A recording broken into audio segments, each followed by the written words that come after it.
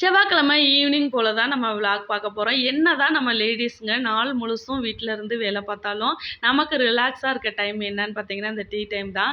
சுட சுட பஜ்ஜி சமோசா வடை, வெளியில் கிளைமேட் ரொம்பவே நல்லா இருந்தது. அதனால் நாங்கள் டீ ஸ்நாக்ஸ் எல்லாம் சாப்பிட்டு முடிச்சுட்டு தம்பிங்களையும் படிக்க சொல்லியாச்சு.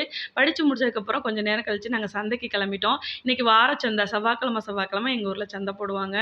என்ன தான் நம்ம கடையில் காய்கறி வாங்கினாலும் சந்தையில் வாங்குறப்ப ஒரு ரூ. 10 ரூ. 5 கம்மியாக தான் இருக்கும்.